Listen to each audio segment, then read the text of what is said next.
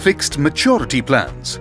Debt funds, or fixed income funds as they are also known, are considered to be less volatile as compared to equity funds. Typically, debt funds are considered more stable as they limit the risk taken on the investment. They could be seen as alternatives to traditional fixed income investment options like fixed deposits, etc. Debt funds can be classified basis the time horizon or period of investment chosen, or basis the type of debt securities they invest in. Debt funds could also be classified by liquidity as open-ended funds, close-ended funds, and interval funds. This video will familiarize you with close-ended and interval funds, which in case of debt funds are called fixed maturity plans.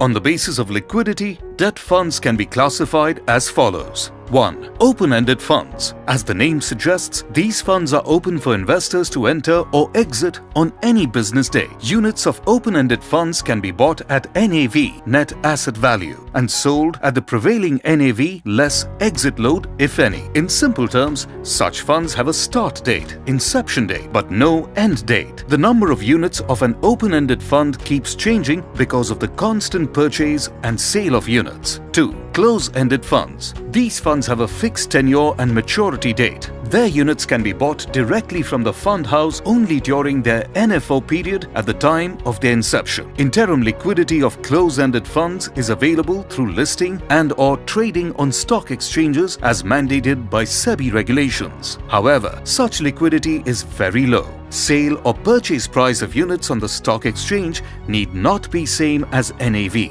and could be higher or lower based on demand and supply. Since the fund house does not buy or sell units during the fund's tenure, number of units of such funds remains constant over their tenure. 3. Interval funds.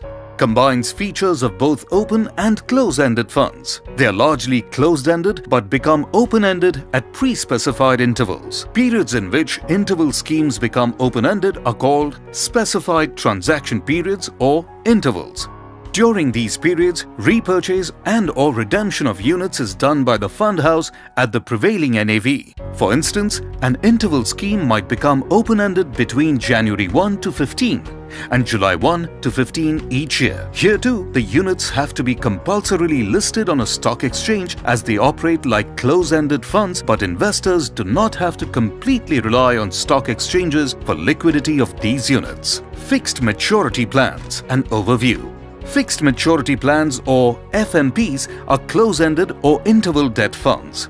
They invest in a variety of debt instruments like certificate of deposits, CDs, commercial papers, CPs, government or corporate bonds, etc., wherein the portfolio is closely aligned to the maturity of the scheme and does not change during its tenure. The fund manager in an FMP has little ongoing role once the portfolio is bought. They are generally compared to traditional assured returns products, though they cannot assure any returns. Fixed maturity plans. Key features.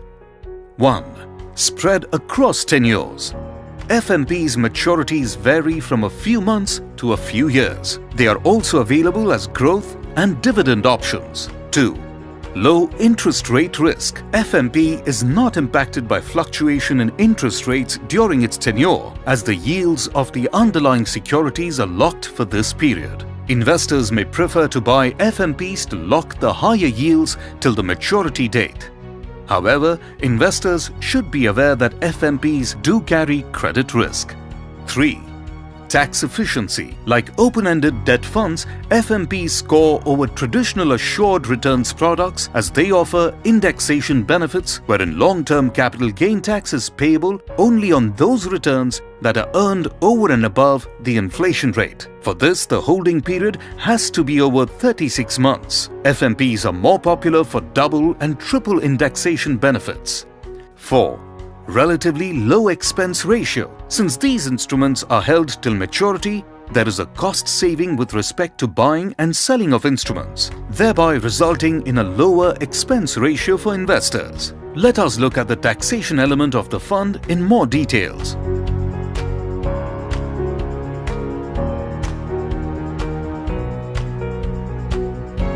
This illustration shows how indexation works with FMPs for holding periods above 36 months.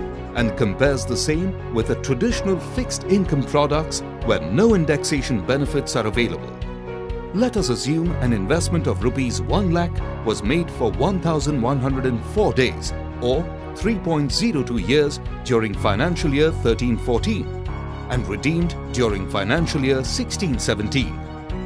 Thus, an investment made for just above 3 years in financial year 13-14 and redeemed in financial year 16-17 is actually spread across 4 financial years and qualifies for indexation benefits as explained in this table.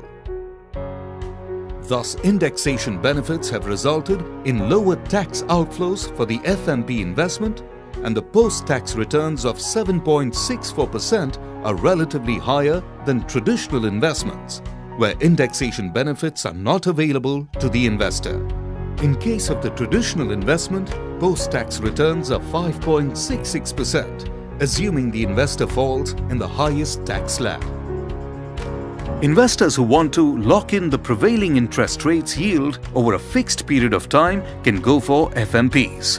They are ideal products for investors who can lock in their money for the designated period or have an investment goal whose time horizon matches the tenure of the FMP. Those looking for tax-efficient debt products vis-a-vis traditional products can also start looking for FMPs. Investors who want to lock in the prevailing interest rates. For interim liquidity, FMPs are close-ended funds and can only be traded on the stock exchanges, where they are listed.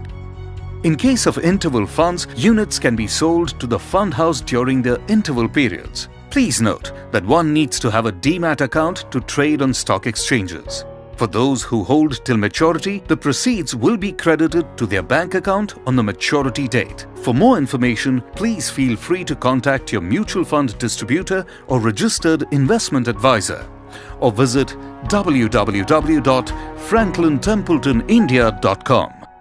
Mutual fund investments are subject to market risks. Read all scheme-related documents carefully.